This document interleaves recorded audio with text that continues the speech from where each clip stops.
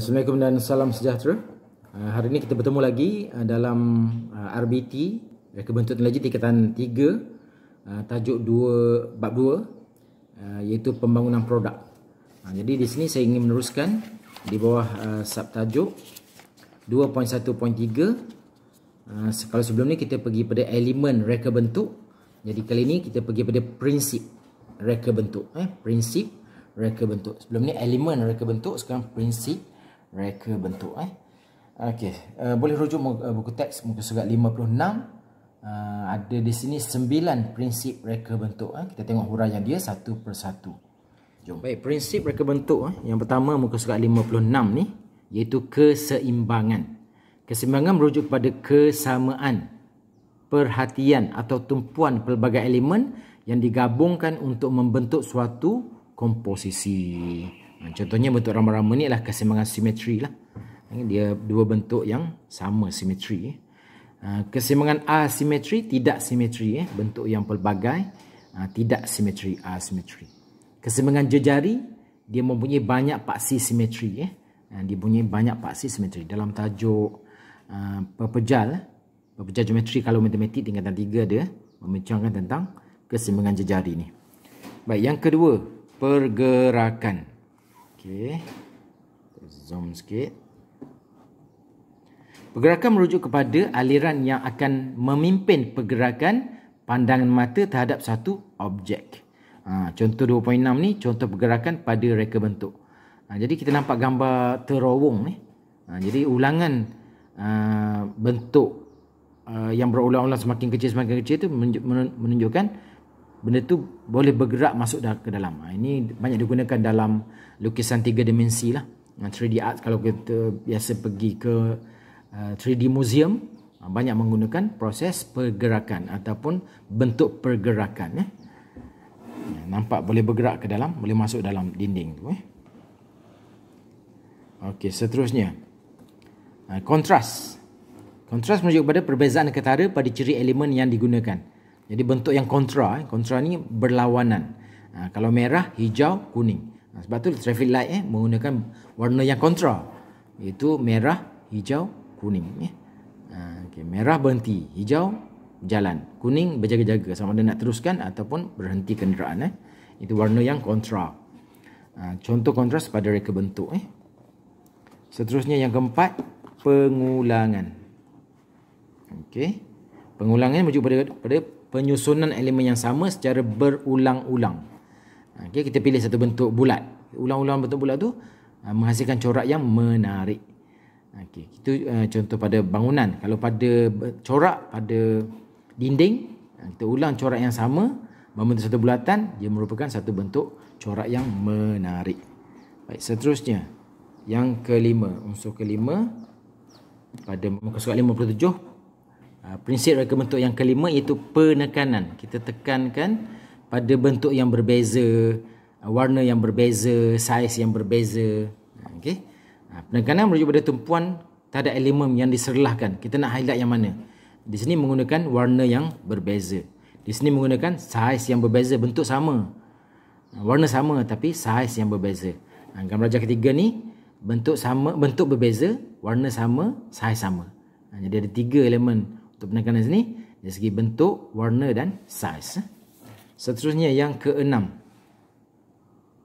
Okey. Yang keenam ni contoh RTM dan AKPK. Okey, ini dua badan kerajaan dari segi keringkasan dia. Merujuk kepada olahan terhadap idea yang kompleks untuk menghasilkan intipati atau elemen yang penting sahaja. Contoh nampak situ RTM. Apa yang penting kat situ? Tulisan Radio TV Malaysia. Ini kerajaan punya. Jadi simple.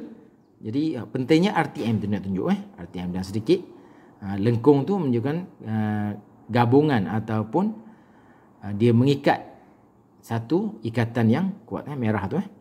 Seterusnya AKPK. Ini agensi yang menguruskan kewangan. AKPK ada sikatan kepada nama agensi kewangan. Seterusnya yang ketujuh, kesatuan merujuk kepada gabungan semua elemen untuk membentuk image, konsep, tema atau idea yang sempurna. Ini kesatuan. Sekarang dia menggunakan garisan, dia menggunakan bentuk bulat, bentuk lengkung, apa lagi, corak, bentuk untuk menghasilkan idea yang sempurna. Itu kesatuan idea. Bentuk empat segi, bentuk bulat, bentuk bujur, semua digabung jalinkan di situ bentuk kesatuan. Yang ke-8 merujuk kepada kepelbagaian, multiple, merujuk kepada aplikasi pelbagai elemen, gaya, kualiti, nilai dan idea dalam suatu reka bentuk. Di sini ada bentuk bulat, bentuk bujur, macam-macam bentuk, warna pun pelbagai warna, garisan pun pelbagai garis, saiz pun ada pelbagai saiz di sini. Contoh kepelbagaian pada reka bentuk. Contohnya lukisan abstrak ni. Biasanya digunakan dalam lukisan abstrak. Dan yang terakhir, keharmonian ataupun harmoni. Apa maksud harmoni? Merujuk kepada suatu yang dapat memberikan kedamaian. Harmoni dalam visual dapat menimbulkan emosi yang positif. Contoh harmoni pada susun atur, keharmonian. Jadi kalau rumah kita harmoni je, nak harmonikan damai, kita mestilah merujuk kepada susun atur yang baik, kemas, warna yang damai, warna yang sejuk. Okey, itu contoh pada susun atur lah. Jadi alhamdulillah itu saja perkongsian saya pada hari ini, merujuk pada bab 2 RBT tingkatan 3, elemen reka bentuk, prinsip reka bentuk, di bawah tajuk merancang konsep, elemen dan prinsip reka bentuk yang telah disetujui dalam bentuk lakaran. Jadi macam mana nak bentuk lakaran tu, pelajar semua boleh rujuk kepada muka teks muka surat 58, lakaran pengembangan idea. Itu dibagi contoh penggilap kasut magic. Jadi ada lakaran idea 1, lakaran idea 2, lakaran idea 3 dan 4 idea lakaran di situ. Jadi ke semua idea kita boleh bentuk ataupun keluarkan dalam bentuk lakaran. Contoh seterusnya muka surat 60, lakaran idea bagi pengagih makanan ikan automatik. Jadi kadang-kadang kita balik kampung, sekarang kita tak boleh kampung. Jadi kita tinggal dekat ikan korea tu lama. Binatang-binatang pet kita yang bela kita tinggalkan lama, jadi kita perlu sediakan alat pemberi makan auto feeding atau feeder.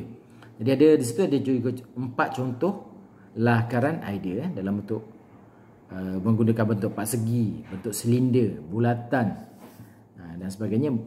Ini semua contoh lakaran idea. Yang muka surat 62 contoh lakaran idea bagi bag jean. Ini bag tangan lah. Okey, ada 4 bentuk di sini. Ini lebih pada perempuan, tapi tak apa, lelaki pun boleh menggunakan contoh lakaran sedia ada untuk menghasilkan bentuk. Sekarang lelaki pun pakai handbag, posh bag, handbag, sebab banyak barang-barang kita nak isi sekarang. Kita ada 2-3 gadget sekali nak bawa. Nak bawa handphone lagi, tablet lagi, kamera, nak buat PDPR kat pantai contohnya. Banyak nak isi dalam handbag. Jadi itu sahaja saya nak kongsi ni 2.1.3. Sedikit tugasan untuk akhir video ni. Seperti biasa kita tengok muka surat 53 Rajah 2.10 iaitu elemen reka bentuk, asas-asas dia, dan 2.11 prinsip reka bentuk. Jadi saya nak tugaskan awak di sini, awak menggunakan 3 elemen tadi iaitu warna, bentuk dan saiz. Warna, bentuk dan saiz.